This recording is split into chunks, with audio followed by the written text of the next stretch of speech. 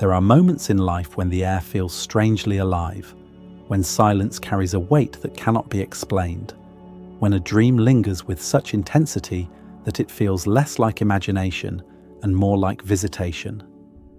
Perhaps you have felt it too, in the uncanny timing of events, in the way a song arrives at the exact moment your heart breaks, or in the subtle peace that settles on you in the middle of chaos. It is as if something greater has walked beside you, not loudly, but quietly, invisibly, leaving symbols instead of words. This isn't about religion or dogma, it is about the living language of the soul, the subtle presence that reveals itself through signs, through symbols, through moments so meaningful that they defy chance. Carl Jung once said that God often speaks in the hidden places of the psyche, through dreams, through the unconscious, through the unexpected coincidences that pierce our ordinary lives. If you have ever felt that you are not entirely alone, you may already know what I mean. For Jung, God was not confined to the heavens nor to rigid creeds, but existed as both archetype within and transcendent mystery beyond.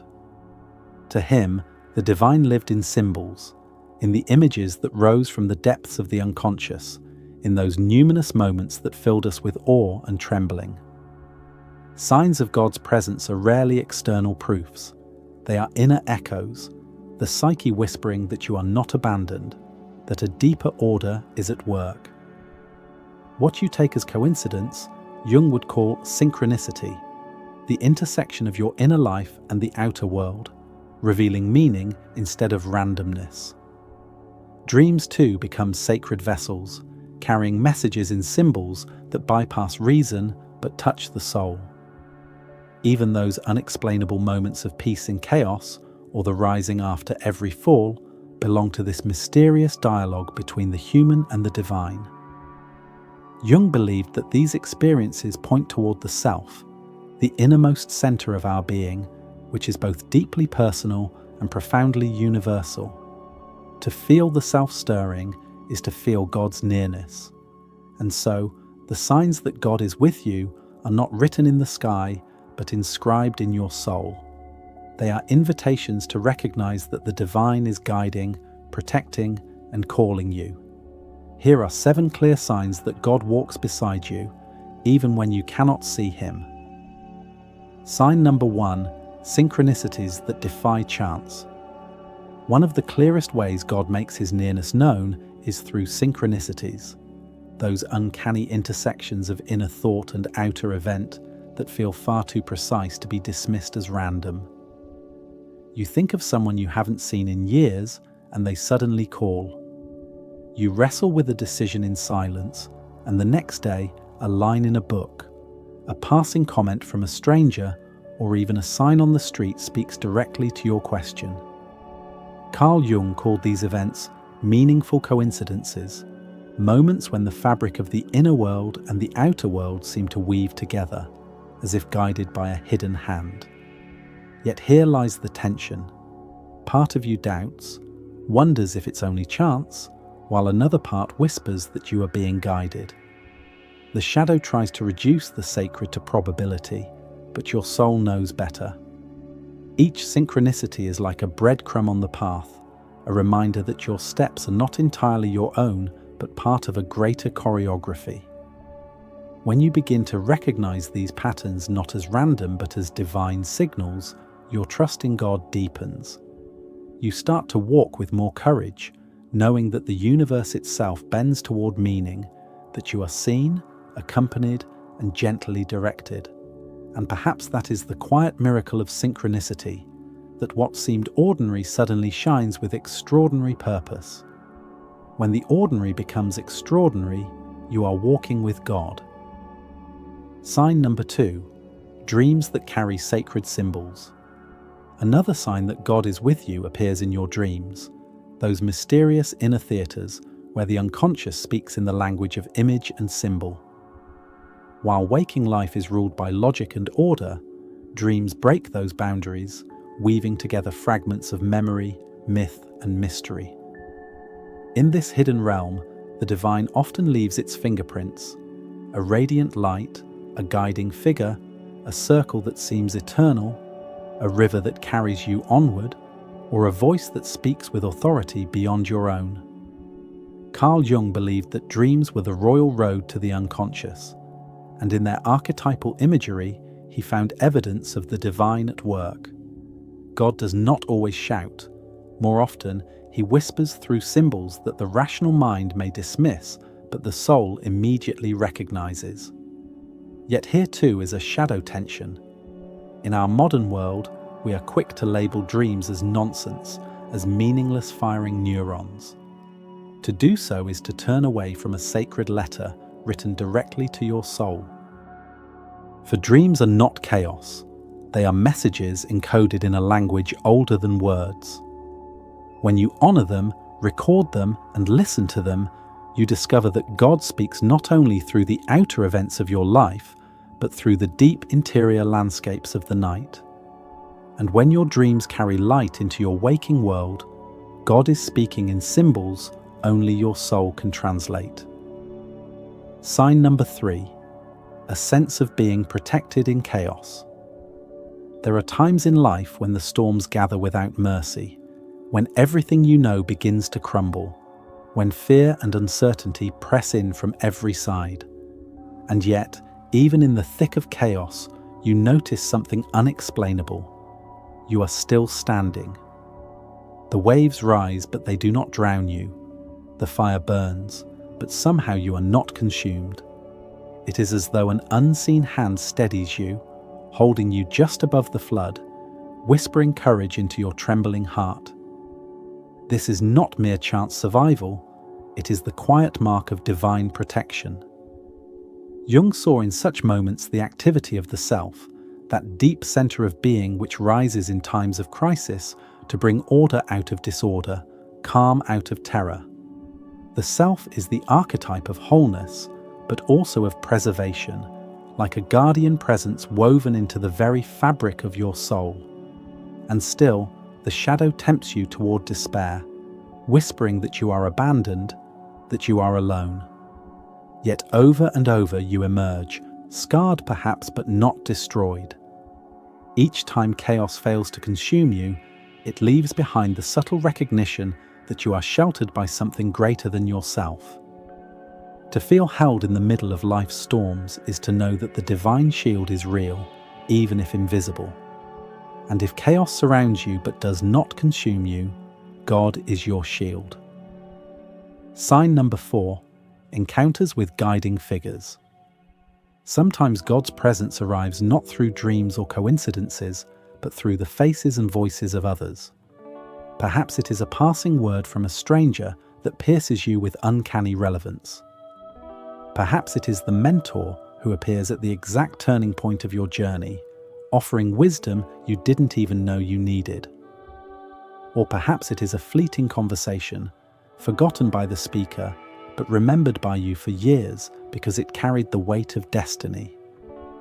Jung recognized this phenomenon in the archetype of the wise old man and wise woman, figures of deep insight who appear both in dreams and in waking life, often disguised as ordinary people.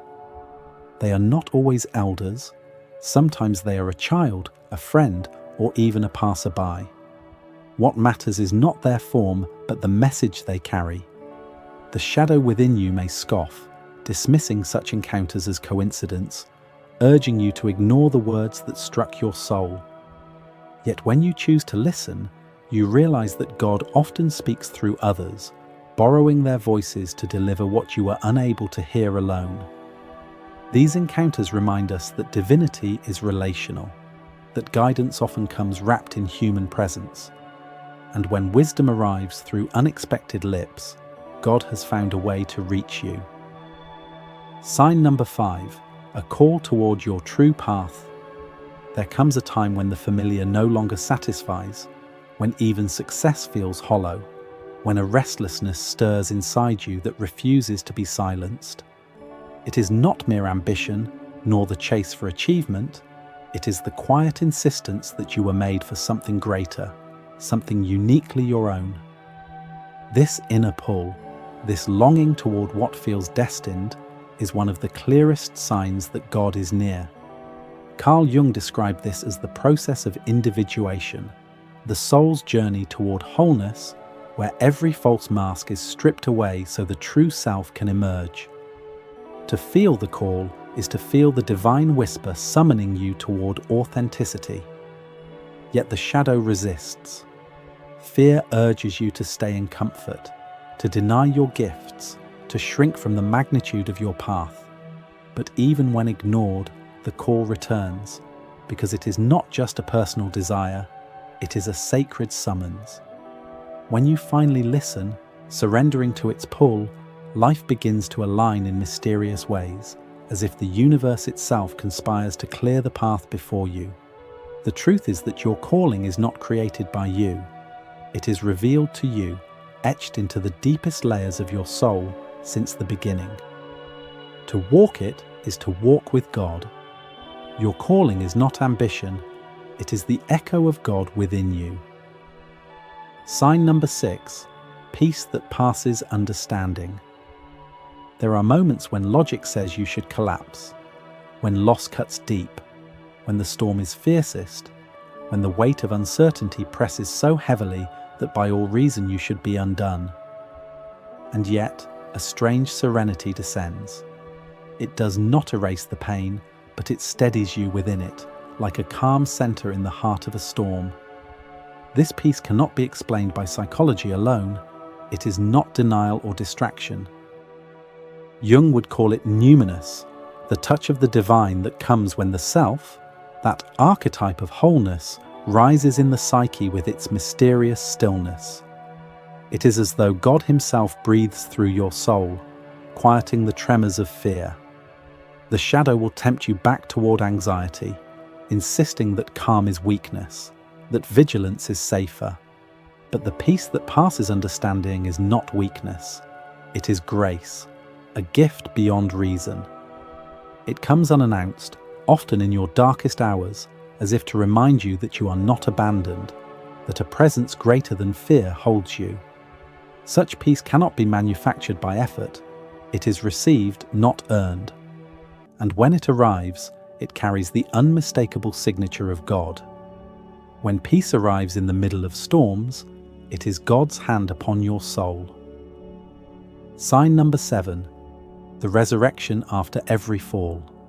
Perhaps the clearest sign of God's presence is not that you never fall, but that every fall becomes a doorway to rising again. No matter how many times you are broken, no matter how deep the darkness, there comes a day when you rise from the ashes, trembling yet alive. This cycle of death and rebirth is written into the very fabric of existence. The sun that sets only to rise, the seed that dies in the earth only to bloom, the myth of the phoenix that bursts into flame only to be reborn from its own ashes. Jung saw this pattern as central to individuation, the repeated dying of false selves so that something truer might live. It is also the archetypal story of Christ, whose resurrection symbolizes not only redemption, but the eternal truth that life is stronger than death. The shadow whispers despair, telling you that this time you will not recover, that the darkness will last forever. And yet, just when hope seems lost, something in you stirs, a divine spark refusing extinction. To rise again is not your strength alone. It is the presence of God moving through you, transforming endings into beginnings. If you look back, you will see that every collapse has carried within it the seed of renewal. And if every fall has led to renewal, then God has been walking with you all along. When you look closely at these signs, you see they are not scattered fragments, but a single thread woven through the fabric of your life. Synchronicities, dreams, protection in chaos, guiding figures, the restless call, the unshakable peace, the resurrections after every fall. Each one is a different face of the same truth, God's presence with you. Carl Jung believed that these experiences are encounters with the self, the deepest center of your being where the divine and the human meet. To honor them is to step into dialogue with the sacred. Notice the synchronicities that appear like hidden fingerprints on your path. Honor your dreams, for they carry messages from depths beyond reason. Trust the peace that arrives when it makes no sense. Follow the call that pulls you toward your truest path. And when you rise again after breaking, recognize the resurrection as holy ground. These are not random moments, they are invitations. God is not only above you, but within you, waiting to be recognized. So perhaps the truth is this: even in the darkness, you have never walked alone. The unseen light has been there all along, guiding your steps, leaving signs like stars scattered across your soul's night sky. The question is not whether God is with you, but whether you have eyes to see the symbols and ears to hear the whispers. Look back on your own journey. Where has the divine spoken through coincidence, through silence, through dreams, through survival itself? The clearest sign of all may be the very fact that you are listening now, searching for meaning, longing for the sacred. For longing itself is the proof of presence. Perhaps God has been with you all along. This is Echoes of Psyche, where we bring to light the hidden language of the soul and the mysteries that guide it toward wholeness.